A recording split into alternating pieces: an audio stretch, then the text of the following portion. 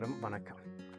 Today I want to talk about why Hinduism, the Hindu Sanatana Dharma, India, the Indic Hindu civilization, is a model for pluralism, diversity. We hear that word, those words thrown around a lot: pluralism, diversity, inclusion.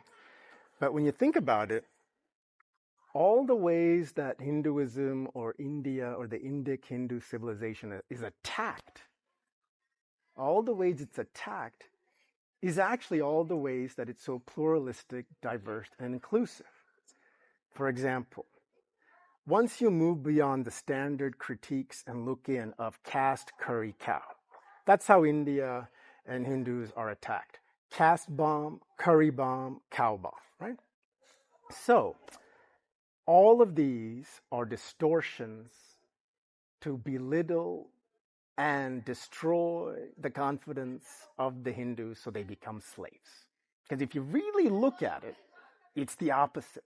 See, first, how do they attack Hindus and Hindu civilization? They say, you guys have so many languages, so many tribes, so many jati, so many this, so many that. Well, yeah, isn't that diversity? We have 10,000 languages, 10,000 communities, 10,000 styles of dress. You know, they say, if you just go from one village to the next, the food is different, their speech is different, the style of dress is different, their kula devata, the deity they worship, is different. Yes, isn't that diversity? Isn't that pluralism? For thousands of years, so many different deities, so many different communities, so many different languages, so many different ways of speaking, so many different ways of eating, so many different ways of existing and being.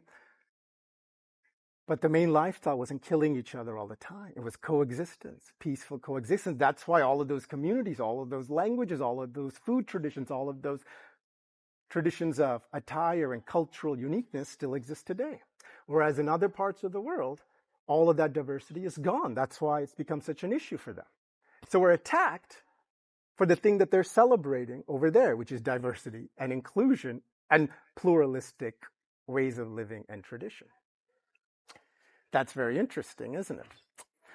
The second way we're attacked, let's say, take the cow example, is, you guys venerate, worship cows. You don't like to kill animals, On the other hand, this whole vegan plant-based movement is growing for ethical, moral reasons, for environmental reasons. So what exactly are we being made fun of? That we don't like to kill and eat animals?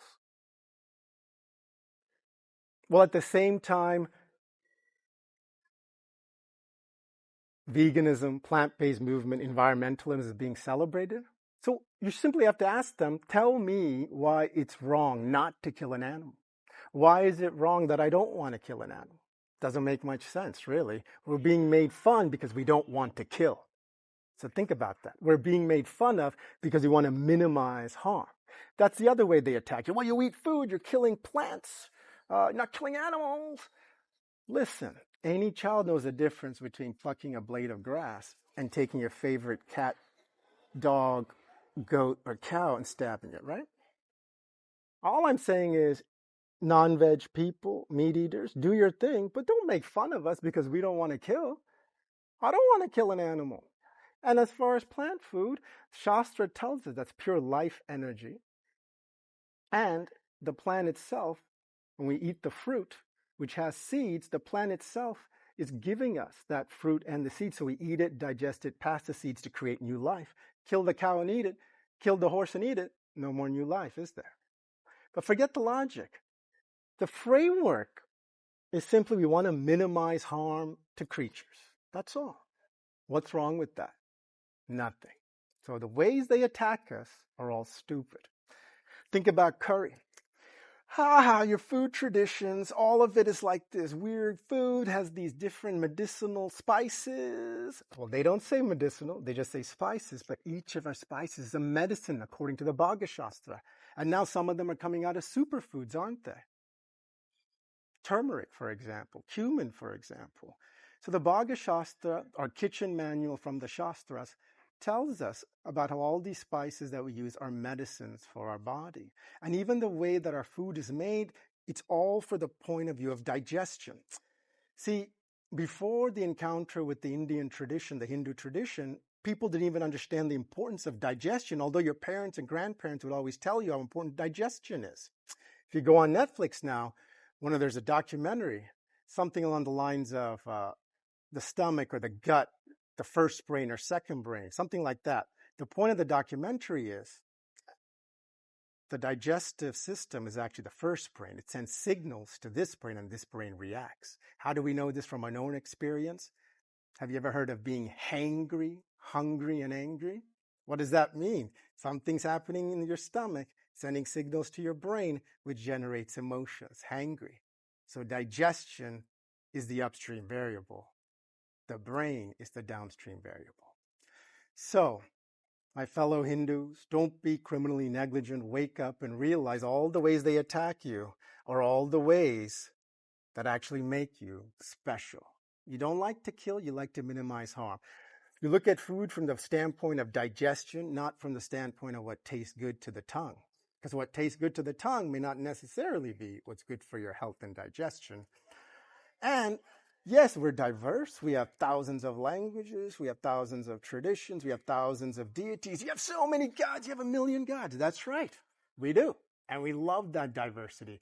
Everyone has the freedom to customize their personal worship as they want. No political dictatorship in the way you worship the divine.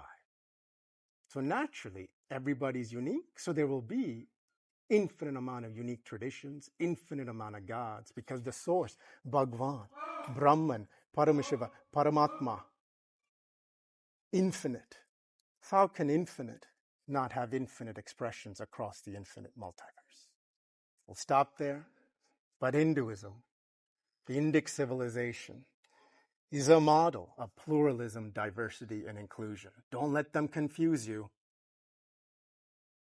Instead, understand where you come from and why it's valuable not just for Hindus, but for the rest of the world. Thank you, Bhagwan Sri Nityananda Paramashivam, for removing me and all of us from the confusion. Thank you, Nityanandam. Be blissful. Bye-bye.